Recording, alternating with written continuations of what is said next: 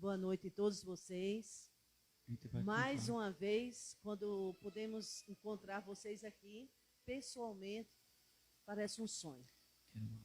Parece que a gente passou assim um tempo, num longo pesadelo. Aqueles pesadelos que fazem a gente acordar suado e cansado. E ainda se perguntando se foi verdade ou sonho. Mas estamos ainda nessa travessia, né? Ainda estamos atravessando esse deserto. Porém, já, eu espero, na reta final, e que não nos venha uma terceira onda, não é? Como alguns lugares já está havendo. Mas enquanto não vem, estamos aproveitando a maré mansa, mais mansa. A pandemia não acabou. A pandemia continua. Os cuidados continuam. Máscaras, o álcoolzinho antes de entrar. Temos que ter o limite de pessoas aqui. No mínimo sintoma de gripe, de mal-estar, de algum resfriado, solicitamos que renuncie à vinda, mesmo que tenha dado o nome de manhã cedo, para botar na lista. Algumas pessoas hoje aqui chegaram sem saber desse detalhe, que não tinham ainda essa informação. Mas sempre estamos colocando no Face, como no Instagram, e na divulgação que eu faço pelo WhatsApp, que na quinta-feira de noite eu divulgo a palestra. E sexta-feira de manhã, a partir das 8h30, fica à disposição, no Viana, uma lista de presença. Vocês podem ligar para o 3244-1008. Olha como é fácil, 1008. Então, é só ir lá no telefone do Viana de Carvalho e pedir para colocar o nome na lista. Agora já estamos liberando 35 pessoas, antes só 25. Então, aqueles que nos escutam aqui pelo YouTube ou Instagram, lembre-se disso, de pedir o nome para ser colocado na lista, para a gente não ter que viver aquela situação de barrar. A pessoa chega aqui todo feliz da vida, querendo assistir, vai que todas as cadeiras já estão ocupadas, e aí? Mandar voltar é cruel, não é? Bem deselegante. Então, para evitar isso, a gente solicita que ligue para cá e dê o nome na lista de presença, tá bem?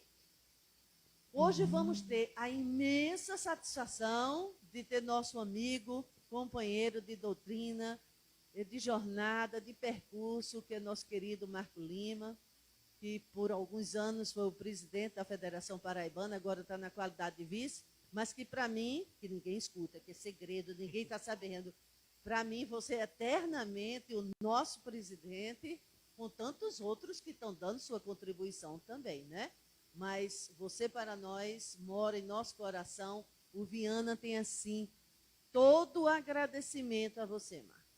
Você fez uma grande diferença no movimento espírita. Você, com seu jeito calmo, tranquilo, você conseguiu conquistar, cativar, unir muitas casas, muitos dirigentes, enfim, o movimento espírita. Então, você realmente ocupou o seu papel e exerceu excelentemente. Então, nós temos aqui um imenso agradecimento a você, e você sabe que essa casa também é sua, né? Você também é Marco Lima Viana de Carvalho, né? Só falta receber, acho que ainda o registro lá, com alteração do nome. Mas agora vamos fazer a nossa prece e agradecimento. Não precisamos, mestre, pedir mais nada, nada. Pai amado, só temos que agradecer. Agradecer por estarmos aqui. Agradecermos por ter conseguido fazer essa travessia nesse longo deserto, ou atravessando essa longa tempestade, relâmpagos, tufão, terremoto, maremoto e tudo mais. Chegamos aqui, atravessamos todo esse percurso, alguns tendo Covid, outros não, uns tendo vivido a perda de familiares, de amigos, pessoas queridas, e outros não. Mas todos nós vivemos a dor coletiva, a dor do planeta, a dor do país, a dor de nossa cidade. E assim, mestre, nos unimos e descobrimos que sozinhos não somos nada. Descobrimos mais ainda o poder da união, da harmonia, da solidariedade. Juntos somos bem mais. Então, nesse momento, só fica aqui o nosso eterno agradecimento pela oportunidade de voltar a essa casa, pela oportunidade de trabalhar, pela oportunidade de servir. Que ponha em nosso caminho cada vez mais o trabalho e o trabalho. O trabalho na tua seara, plantando sementes em teu gigantesco jardim. Agradecemos, Pai, pela oportunidade de poder ser simples jardineiros, mas jardineiros, plantando sementinhas de esperança, sementinhas de amor, sementinhas de carinho. Que a tua paz também germine em nossos corações, hoje e sempre. Então, pelo adiantado da hora, a gente não faz outra música agora e convidamos o Marco. Fique à vontade, Marco, a casa é sua e nos traga o seu recado para nós.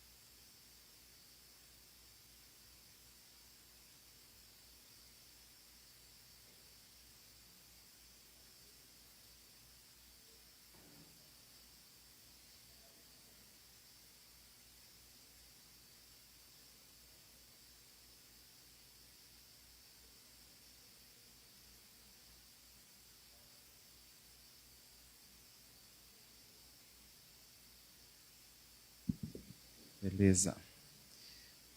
Meus amigos, meus irmãos, muito boa noite. É com alegria no coração voltar a esta casa depois de tantos meses, né, que estamos distantes fisicamente, né, da presença física aqui nessa instituição, que tenho assim um carinho também, Eva, muito especial, porque minha juventude nós também passamos muito por aqui, conhecemos de perto um dos seus fundadores, que é seu Paulino. Escutei muitas suas palestras, suas orientações quando na época da juventude. Então essa casa sempre foi uma referência para mim, desde muito tempo. E agora também com sua dinamicidade, sua energia, cada vez mais nos convidando para o trabalho, a gente sente, né, essa aproximação fraterna, amiga, né, entre as nossas casas de trabalho. E aqui certamente é um posto de solidariedade humana, de atendimento, de acolhimento a tantos corações que aqui batem a porta. E certamente aqui não sai do mesmo jeito que entrou. Certamente aqui a gente sai com algo mais, né? De coração.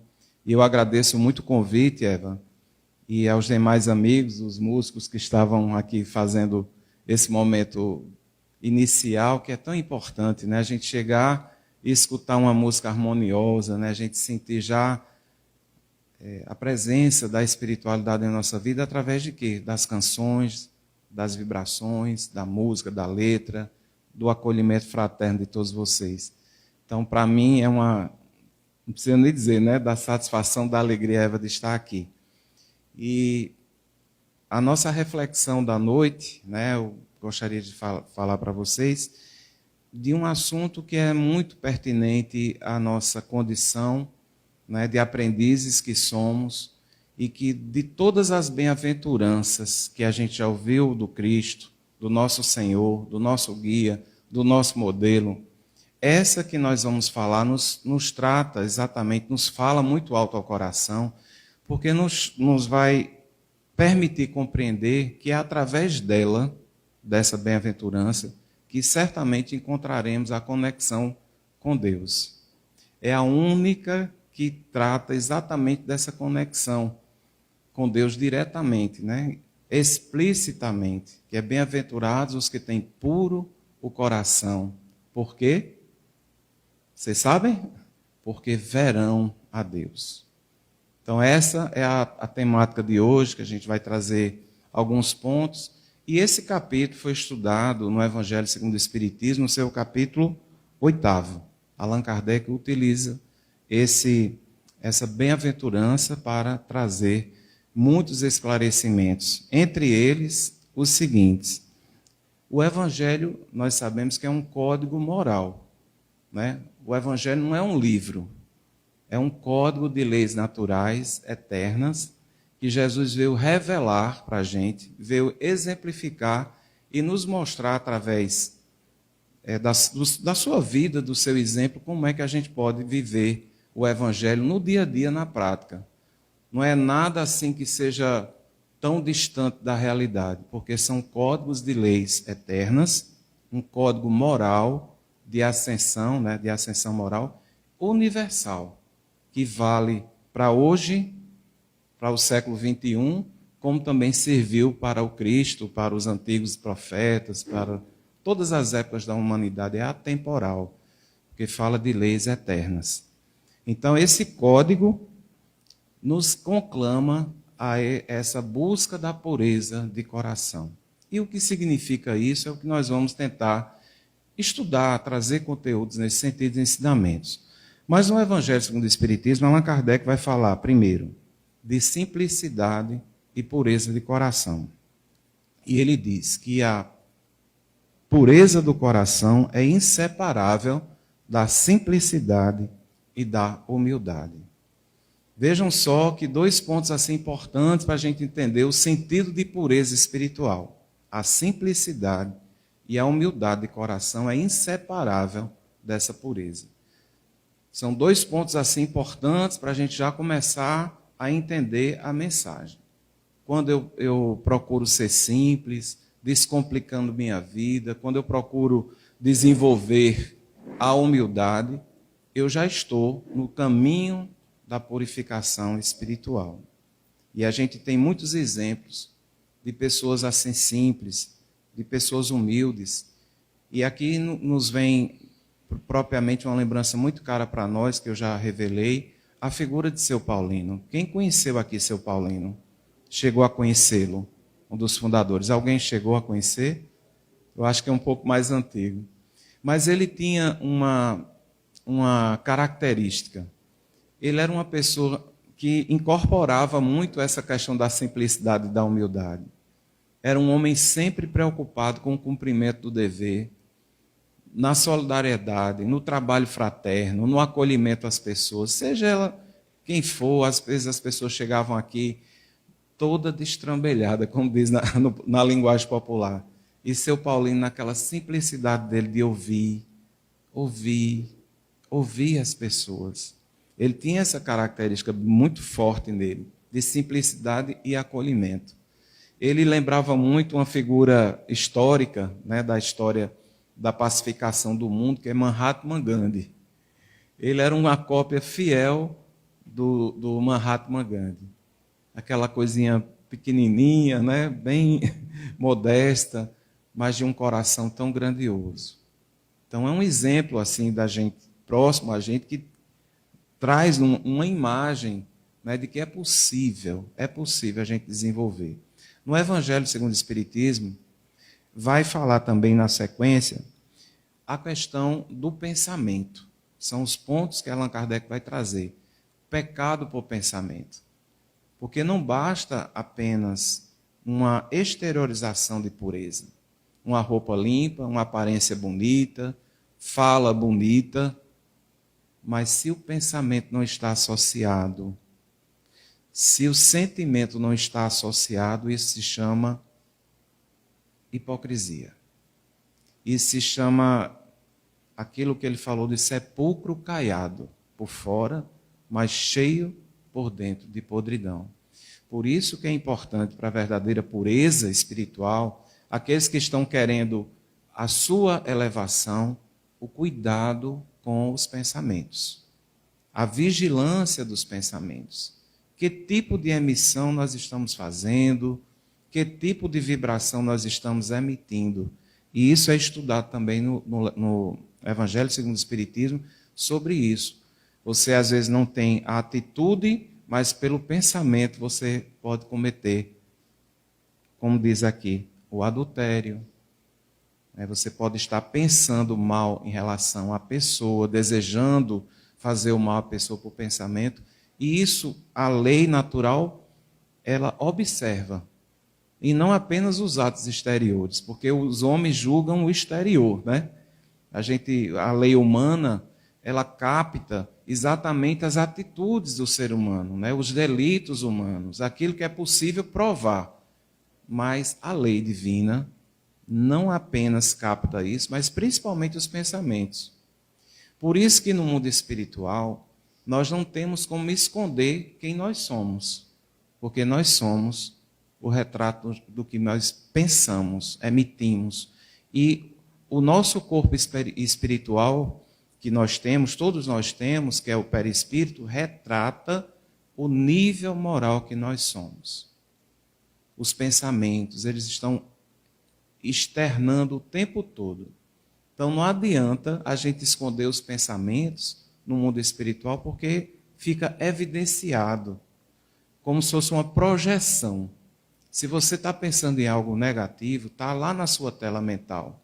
E os espíritos vingativos, os inferiores, eita, olha como está fulano aí. Né? Olha a atmosfera, olha a aura de fulano como é. Porque ele tem uma aparência, mas a sua essência, os seus pensamentos não estão condizentes com aquilo. Por isso que Allan Kardec fala também que a verdadeira pureza não está somente nos atos. Olha só, não está somente nos atos. Mas, ele diz, está também, e coloca com letras bem fortes, no pensamento. Então a gente tem que agregar isso tudo, né? Ato e pensamento. Porque aí sim a gente vai provar, a gente está no caminho realmente dessa purificação, dessa elevação, que a gente vai falar também daqui a pouco sobre isso. Um outro ponto também que o livro aborda, nesse capítulo, é a verdadeira pureza, mãos não lavadas. Né? Mãos não lavadas. Não basta ter as aparências da pureza, acima de tudo é preciso ter a do coração. Porque existia no judaísmo uma crença de que a pureza estava muito focada nessas questões materiais. Então, você tinha que estar sempre o tempo todo lavando as mãos, né? se purificando externamente. E Jesus disse, olha, não é o que entra que macula o homem. Não é o que entra. Veja bem, é um ensinamento de profundidade. Não é o que entra que macula o homem, é o que sai. Porque o que sai procede de onde? Do coração, da alma, do psiquismo, do ser. Isso é que torna impuro o homem, não as aparências, lavar a mão, lavar isso. Se bem que numa pandemia é importante a gente lavar a mão, botar álcool em gel, né? Não é essa questão da higienização. Mas Jesus estava dando um exemplo para a gente, que o mais importante é o que sai, não é o que entra. É isso que vai determinar quem nós verdadeiramente somos. E ele vai tratar exatamente nessa questão. Um outro ponto importante são os escândalos. Ele diz assim: se a vossa mão vos é motivo de escândalo, cortai-a. Ensinamento forte, né? É a mão que erra, são os olhos que pecam, são os braços, são esses que realmente, ou são apenas instrumentos do ser que somos. São instrumentos as mãos, os olhos são instrumentos, né? As pernas são instrumentos. Tudo que a gente tem aqui é instrumento de quê? Do Espírito. Então, cortar a mão não vai tirar o ímpeto do roubo, da maledicência ou de qualquer tipo de imperfeição.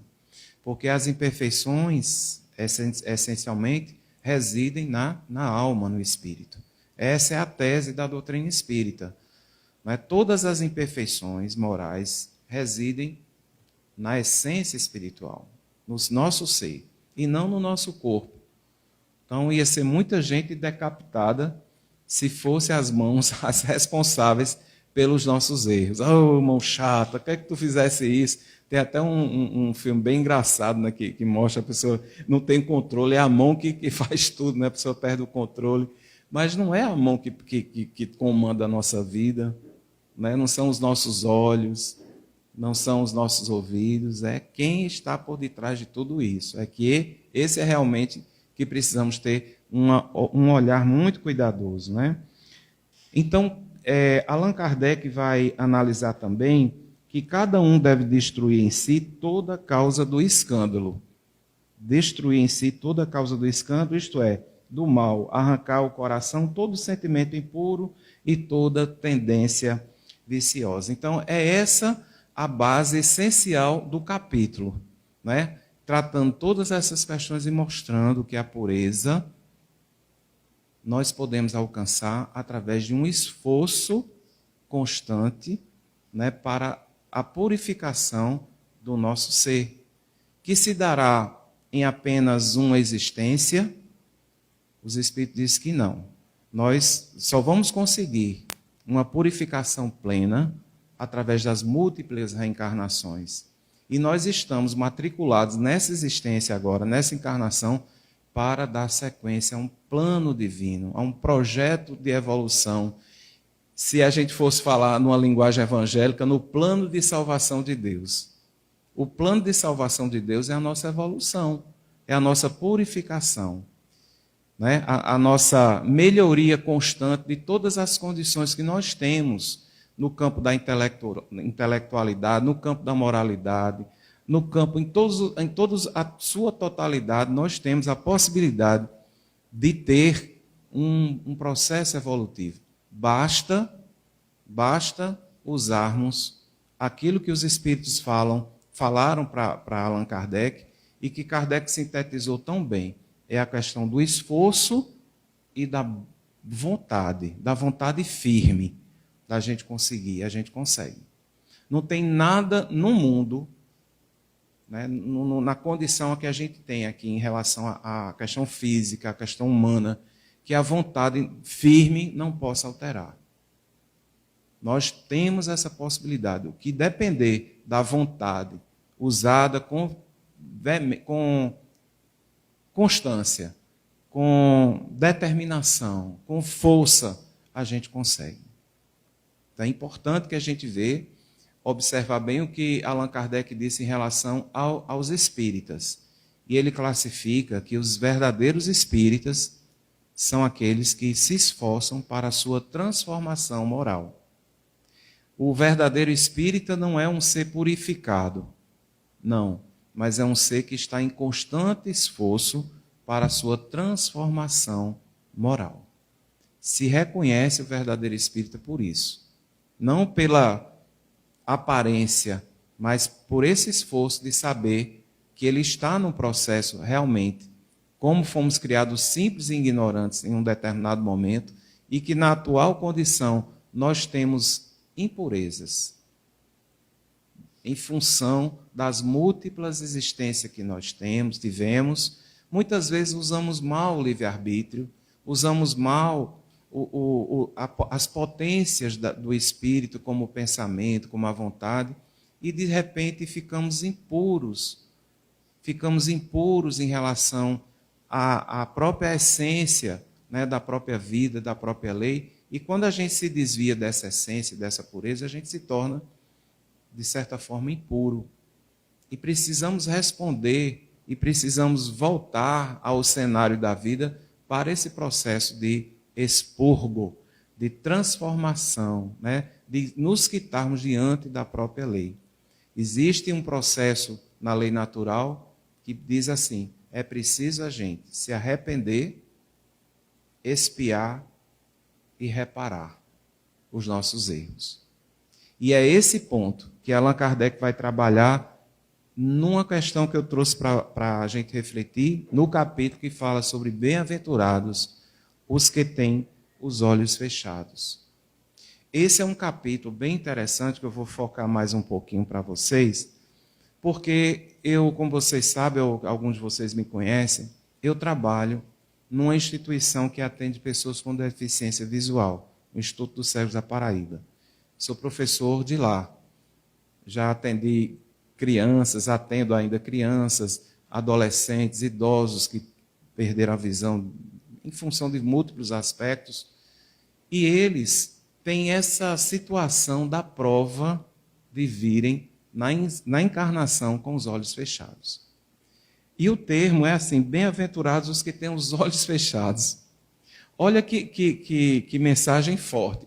Toda vez que eu olho assim, eu digo, meu Deus, que pegada difícil da gente entender isso. Como é que eu digo a uma pessoa, bem-aventurada és tu, por ter os olhos fechados? Qual a doutrina que vai explicar isso? Qual a doutrina que vai explicar que os que estão vivendo a prova da cegueira estão passando exatamente por um processo de purificação? Que é exatamente essa prova que vai trazer aquilo que nós falamos no início da nossa fala, que o importante não é a questão do físico.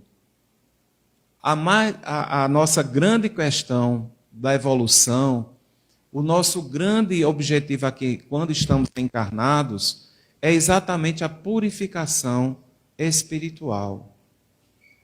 O corpo é um instrumento dessa purificação. O corpo é um meio, não é um fim. O corpo é transitório. É como uma roupa que a gente usa para se adequar a um determinado momento, um determinado clima.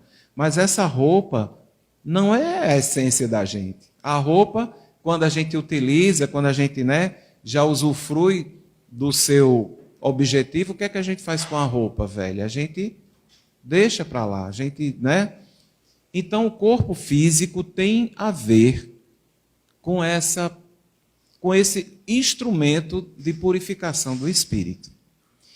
E nesse capítulo, lá na Sociedade Espírita de Paris, uma família levou uma criança para ser tipo uma consulta. Uma criança cega que perdeu a visão foi levada lá para a Sociedade Espírita, lá de Paris, no tempo de Kardec, e foi evocado um espírito chamado Cura Dares Vianney, João Maria Batista Vianney Cura Dares. Foi evocado esse espírito, que tinha, vamos falar um pouquinho aqui só sobre ele, que ele era um sacerdote francês, canonizado pela Igreja Católica no século XVIII. Gostava de frequentar a igreja. Aos 20 anos de idade, ele foi para um seminário, lá na França, e, de repente, desabrochou nas suas faculdades a questão da cura. Ele tinha muita fé e essa ação dele de cura das pessoas se propagou, de várias aldeias da Europa. E Cura Dares se transformou, um sacerdote muito conhecido pela capacidade dele curar as pessoas. Então, as pessoas iam para ele, para essa questão de receber a cura. Então, ficou muito conhecido pelos seus dons, pelos seus dotes. E o que é que aconteceu? Essa entidade espiritual, na época da sociedade espírita, ele já estava no mundo espiritual. E ele foi evocado e ele deu uma comunicação. E essa comunicação está exatamente no Evangelho segundo o Espiritismo. Tem uma imagem de uma criança. Imagina aí uma criança cega na sociedade espírita e ele vai dar uma orientação para essa criança. Essa orientação que ele dá à criança, à família, né, é algo assim extraordinário do ponto de vista da compreensão do sofrimento humano, da compreensão dos porquês da vida e como ele se coloca diante. Né? Muitas vezes há um endeusamento dos médiuns curadores, né? Mas veja a postura de Vianney Curadares. Aí ele começa dizendo assim: todas as curas que tenham podido obter e que vos foram assinaladas, não as atribuais, senão aquele que é o Pai de todos nós. Ele já começa tendo uma compreensão de que quem cura, quem permite a cura, quem é? Quem é que permite a cura de fato, né? A libertação, né? Quem é o Todo-Poderoso? Quem é? Quem é, gente? Deus. Ele fala exatamente isso, o Pai de todos nós. Então, vocês desconfiem daqueles médicos que dizem, eu posso tudo, eu vou curar, deixa comigo, né? Meu guia espiritual vai curar todo mundo. Não é? E a gente tem aquelas pessoas, médios desavisados ou inconsequentes, que falam dessa forma. Vejam a posição. Só o Pai pode todas as coisas. E ele segue. Nas vossas aflições, ele diz, voltai sempre o olhar e dizei do fundo do coração, meu Pai, cura-me, mas faze que minha alma enferma se cure antes do meu corpo. Olha que coisa edificante, né? Ora, primeiro eu preciso entender que existe uma cura muito mais importante, mais profunda do que a cura do corpo físico. Aí ele fala que a minha carne seja castigada, se necessário, para que a minha alma se eleve ao teu seio com a brancura que possuía quando a criaste. Então, o que é que a gente poderia destacar nessa fala? Que às vezes as doenças do nosso corpo vêm com uma função.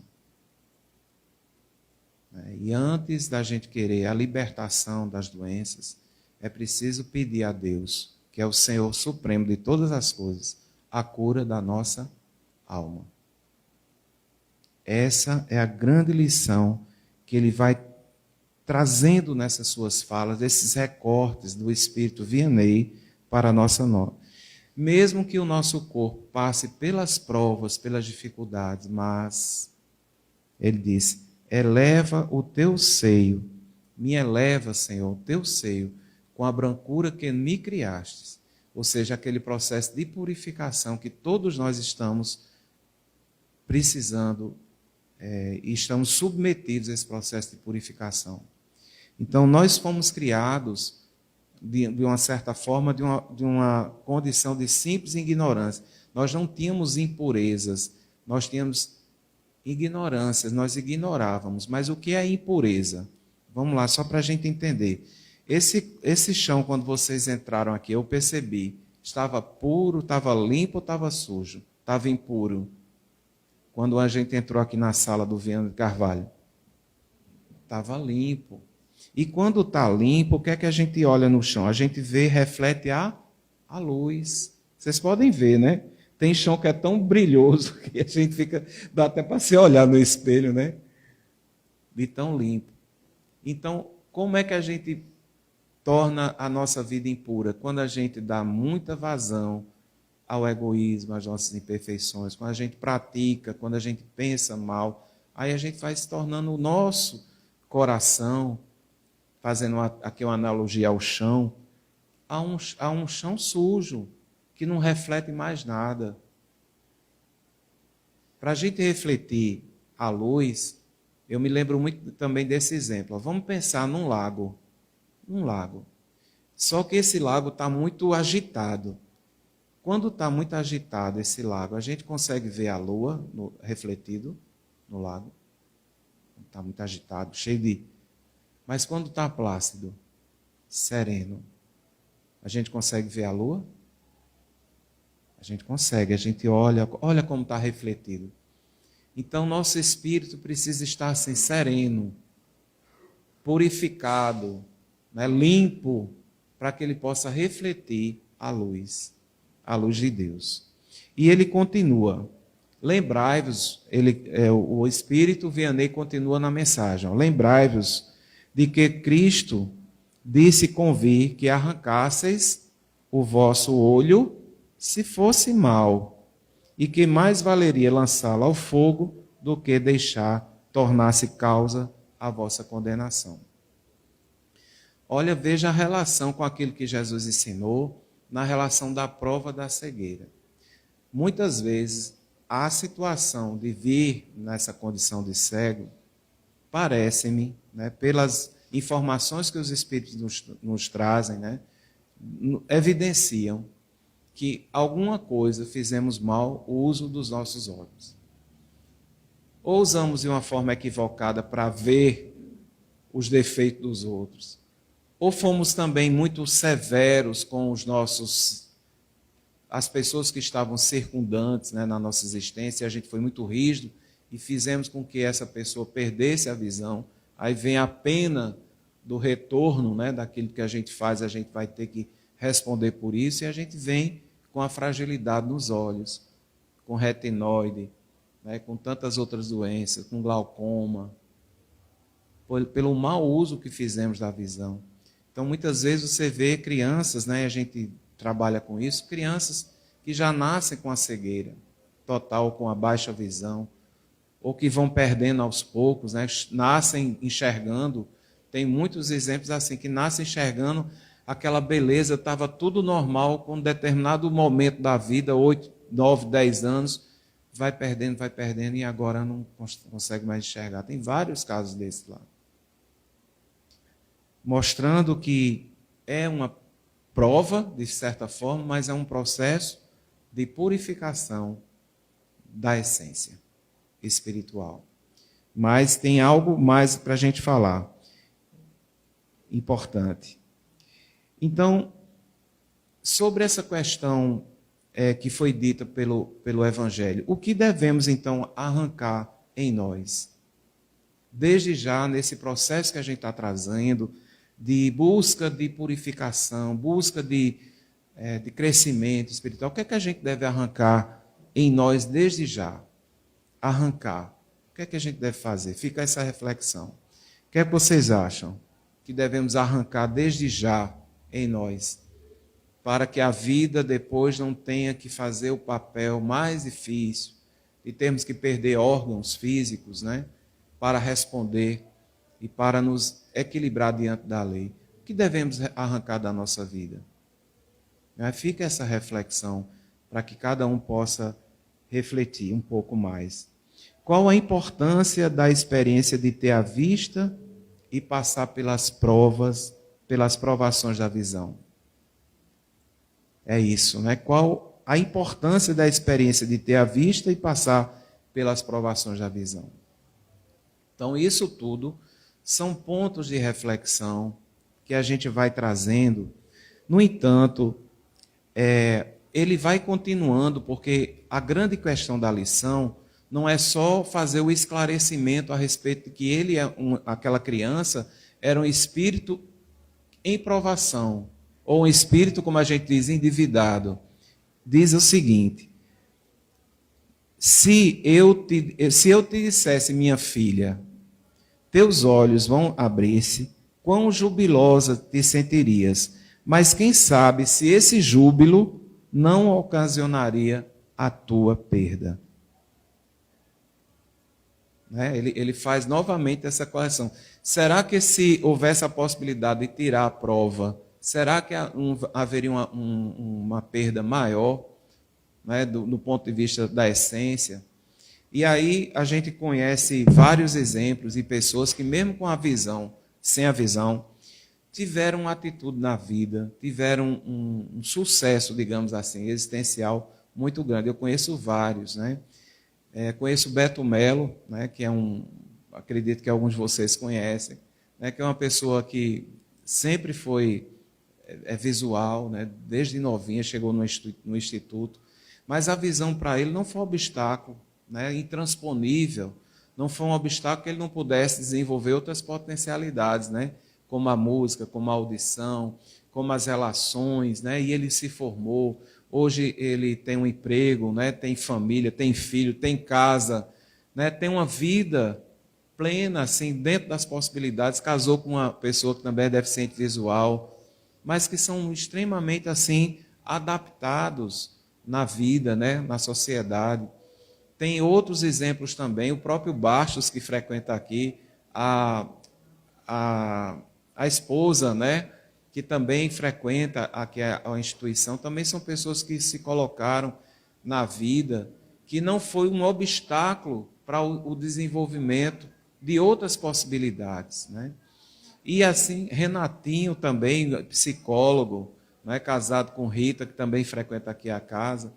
Então, a prova de Renatinho, né, não foi suficiente para tirar a essência do seu potencial, né, outros que ele também tinha para desenvolver. Aquela foi uma prova necessária para a sua purificação, para a sua harmonização perante as leis divinas. E a pessoa deficiente visual hoje, com a tecnologia que tem, com as tecnologias assistivas, a gente vê o potencial que eles têm para fazer o que eles quiserem, né? Até eu brinco com eles, né? Eles sabem dominar mais o celular do que a gente. De tanta rapidez com que eles mandam, já conseguem entrar no Facebook, já tem grupos sociais, redes sociais. Eu participo diariamente de reuniões virtuais com eles, é tudo tranquilo. Aquilo não foi um objeto de tirá-los, né, da possibilidade de ter uma vida condigna, de uma vida com dignidade. Então, o que me chama a atenção nessa mensagem, bem-aventurados os que têm os olhos fechados, é porque a força que essas criaturas vêm para uma existência como essa, eu sou testemunha, é algo impressionante. É algo impressionante que eu fico, meu Deus do céu. Como eles vêm, logicamente, que aí no mundo espiritual existe toda uma preparação, né? Eles vêm muito orientados, né, com toda a assistência, com todo o apoio. E hoje, assim, de muitos que eu conheço, eu não conheço, gente, nenhum que eu possa dizer que se sinta um coitado, que se sinta um rejeitado, que não tenha a capacidade de ser alguém da vida. Eu não conheço. Dos que passaram lá na instituição. Então, bem-aventurados aqueles que estão sendo provados, provando a força, provando a determinação de se ajustarem perante a lei divina, né, pagarem esse débito, mas adquirindo uma força tão grande em outras áreas, que certamente eles são os bem-aventurados das provações. Ele diz isso. Para quem tem a prova da cegueira, são os bem-aventurados das provações. E conseguem realmente ter uma dignidade na vida. Eu só não vi cego dirigindo ainda, né? Mas o resto, vocês imaginarem, mas daqui a pouco eles estão também estão buscando aí, estão dirigindo.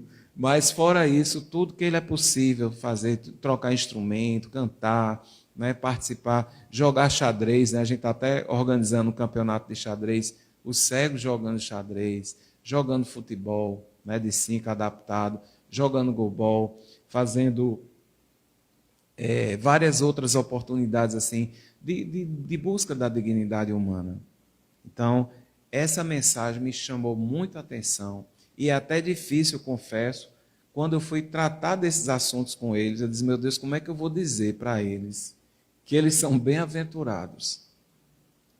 Foi uma construção filosófica, de teórica, assim, para eu chegar, um arrodeio para dizer que realmente, né, todos nós, agora isso não é só referente à visão, não. Todos aqueles que vêm com algumas limitações, né, são provas para haver o ajuste necessário perante a lei, e aquela prova, aquela dificuldade, é exatamente o processo de cura.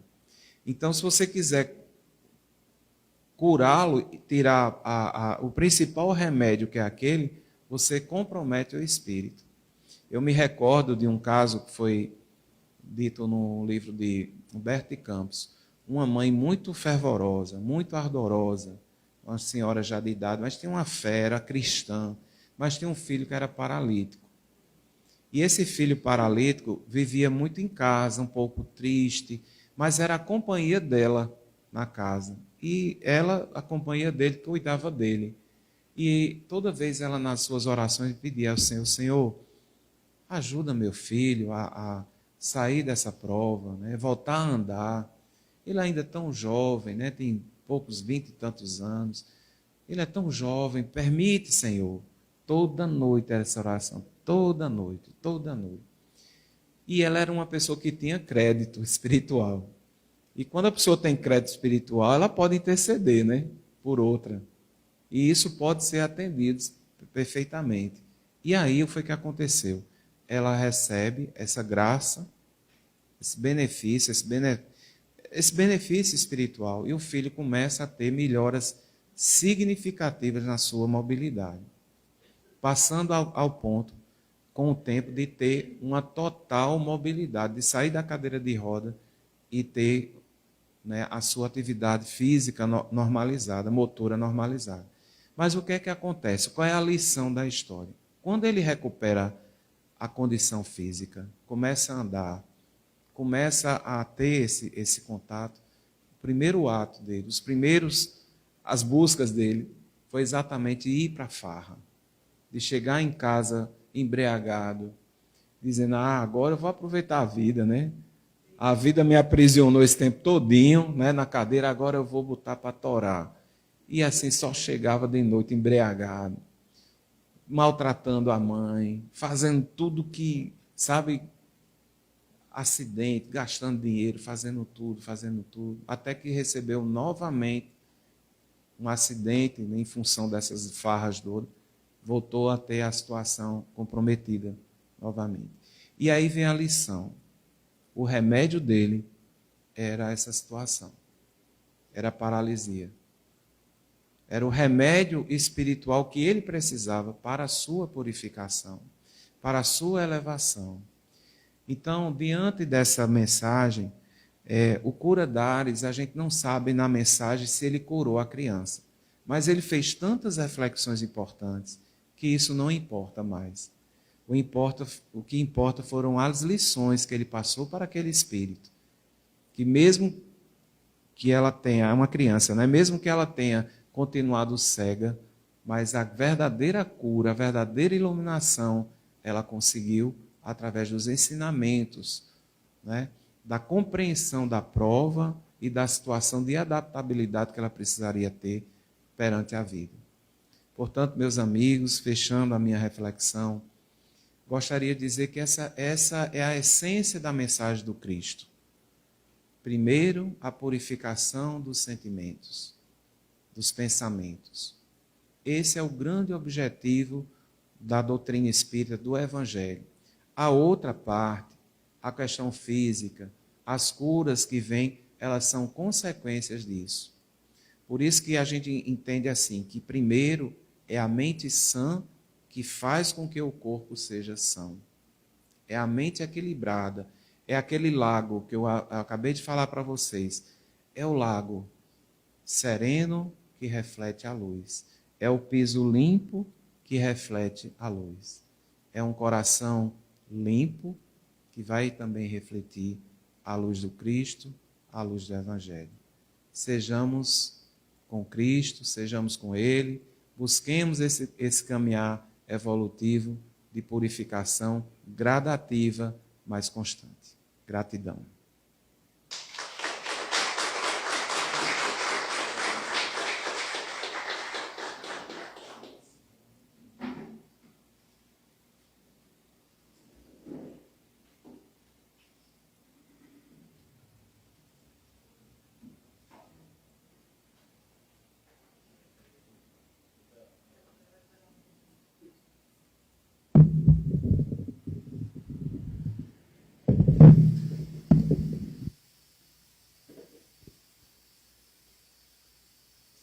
Como é bom, né? Quando termina, a gente chega a estar assim, tranquilo, nesse estado de graça, uma coisa gostosa, que às vezes a gente até quer que o tempo pare agora um pouquinho, e a gente fica aqui nessa paz, né? Nessa harmonia. Mas vamos tentar pôr em prática tudo que hoje aqui escutamos. Se foi dado o exemplo da prova da deficiência visual. Mas e a nossa? Qual é? Que dificuldades passamos, que prova vivemos e que muitas vezes reclamamos. Brigamos com Deus. Por que eu? Por que eu? Por que eu? Por que isso foi acontecer comigo? Por que isso acontece na minha família? Eu não fiz nada de ruim. Tanta gente que tem aí matando, roubando, fazendo tanta coisa errada. E está assim, assim. E eu desse jeito. Quantas vezes, não é? Nós nos comportamos como crianças rebeldes, malcriadas, teimosas. Mas a vida vai nos dando oportunidade para irmos nos lapidando. E se hoje a gente não acerta, amanhã tem de novo. Depois de novo. Aí um dia acerta, erra mais 2, continua tentando. Aí erra mais 3, mas continua tentando. Até que a quantidade de acerto, um dia, vai ser maior do que a de tropeço. O importante é não desistir nunca. Nós viemos para vencer. Nós viemos para superar. Nós viemos para vencer nossos próprios limites. Então, nas minhas orações, eu costumo dizer, eu prefiro não pedir nada. Nem paz, nem felicidade, nem saúde, nem vida longa, nem nada. Eu só repito sempre uma frase assim. Meu Deus, me ajude a ter força para suportar o que tem que ser suportado e a viver o que tem que ser vivido. Mesmo nos momentos mais difíceis da minha vida. Me dê força para suportar o que tem que ser suportado e viver o que tem que ser vivido. Porque se eu tiver essa força, seja qual for a provação que eu esteja passando, eu passarei por ela de cabeça erguida, de passos firmes e de mãos dadas com Jesus. E assim a gente atinge o nosso objetivo. Que às vezes a gente nem sabe qual é o melhor caminho. Eu posso pedir uma coisa e aquilo, a mãe pedia tanto a cura do filho, e a cura física do filho era o pior veneno para o espírito. Então, eu me lembro dessa passagem, eu acho que é uma história da obra de André Luiz, se eu não me engano, que ela pede, aí no fim uma entidade chega para ela e diz assim, olha aí, o lobo estava preso, você pediu para soltar, olha no que deu, né? Eu me lembro bem dessa passagem, agora não me lembro qual é o livro, qual foi, mas eu li esse caso, me chamou bem a atenção. Então fica aqui, gente, a nossa reflexão. Na próxima semana, cheguem de 7, porque aí vocês pegam o grupo musical nessa harmonização maravilhosa, dê o nome para colocar na lista, e eu vou pedir uma coisa a vocês, bem facilzinha, nem precisa nem comprar. Garrafa PET, quem tem em casa garrafa PET? Pode ser aquelas garrafinhas de chá, de água, de suco, de guaraná, de qualquer coisa, contanto que seja garrafa PET, de qualquer tamanho. Por quê? Nós temos que levar para a rua uma média de 200 garrafinhas. Porque antes a gente levava de um jeito que lá a gente servia água. Quando vamos com a campanha São Francisco de Assis, que voltamos aí às ruas. E agora a gente não tem mais esse contato muito direto para dar sopa e para dar água. Então a gente está levando a água já, porque aqui a gente tem um filtro, vai tirando, não precisa comprar água. E aí a gente já leva a águazinha toda nas garrafinhas para entregar na rua. Gente, vocês não têm ideia do valor que uma garrafa de água tem para moradores de rua. Porque na rua eles não têm água. Eles não têm acesso a uma torneira. Às vezes quebra um cano. Quando a sede está tão grande, quebra um cano para poder tomar água. Durante o dia, eu agora estou com sede, que a máscara dá muita sede, pelo menos em mim. Eu já bebi meu copinho de água. Daqui a pouco eu vou tomar outro. Eu estou com sede. Vou esperar 5, 10 minutos.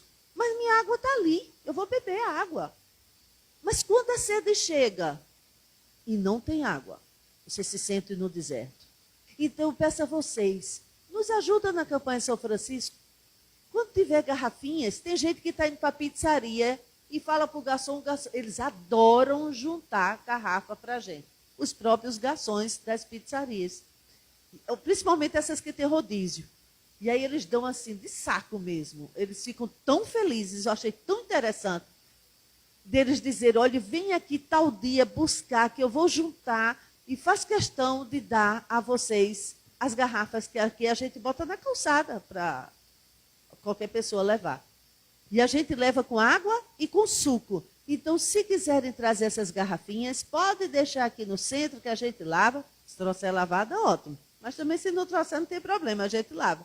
E aí, é uma forma de vocês também estarem com a gente no meio da rua, ajudando, entregando água, suco e outras coisas que a gente também leva. Tá bem? Então, fica aqui um grande abraço para cada um de vocês, principalmente também os que estão distantes, nos vendo através da internet. E quem desejar receber o passe, se mantenha cantando ou em oração.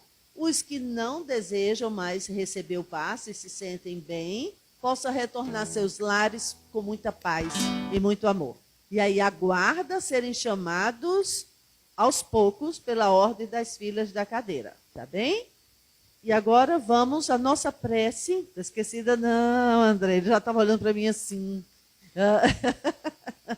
Vamos a música vai ficar no lugar da prece final, tá certo? E aí vamos botar esse pessoal para cantar, vê se André. Esse povo está tímido, passaram quase 2 anos calado, tudo com a garganta, tudo enferrujada. Vamos colocar essa turma agora para cantar.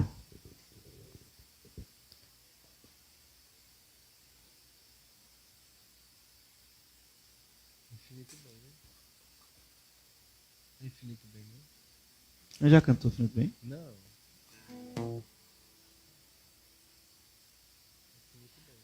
Então vamos encerrar a nossa noite de hoje. Obrigada, Marco, pela palestra, pelos ensinamentos da noite. Vamos encerrar a nossa noite de hoje com uma música, oração, uma música prece do grupo chamada Infinito Bem.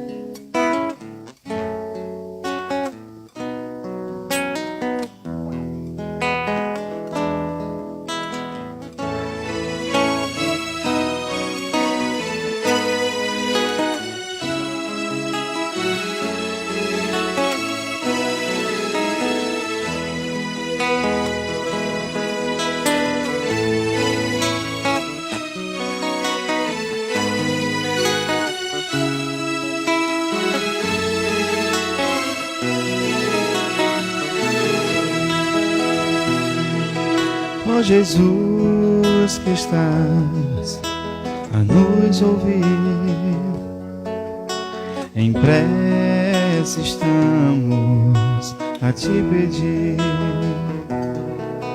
Ó Jesus que estás a nos ouvir. Em prece estamos a te pedir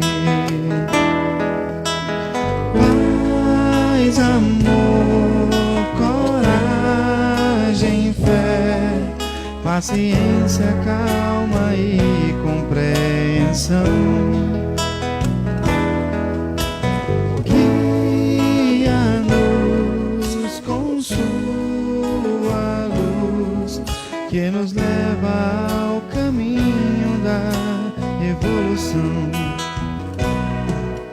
Essa paz imensa de infinito bem, vosso amor que cerca nos leva além. Quanta luz preenche nossos corações, grande sintonia de vibrações. Derramai sobre nós tuas bênçãos, ó Senhor, que nos fortalece com o teu amor. Ajudai-nos sempre a nos doar cada dia mais e mais ao nosso irmão.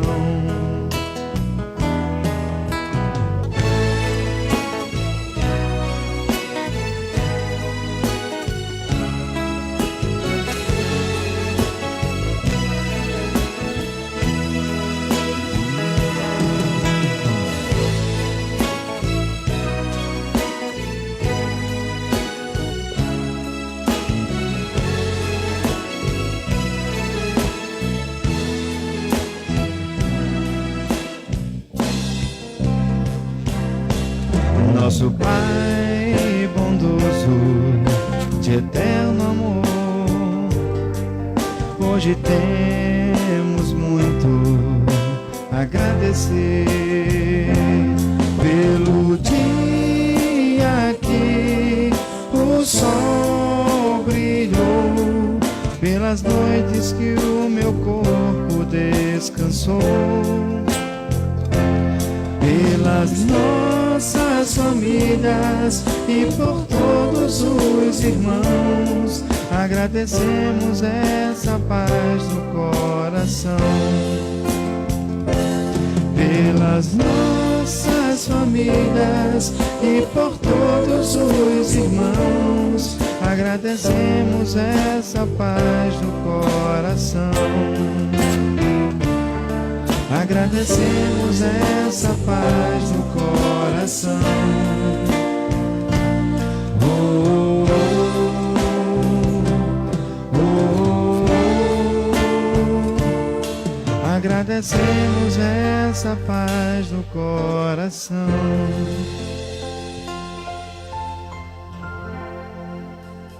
Assim seja.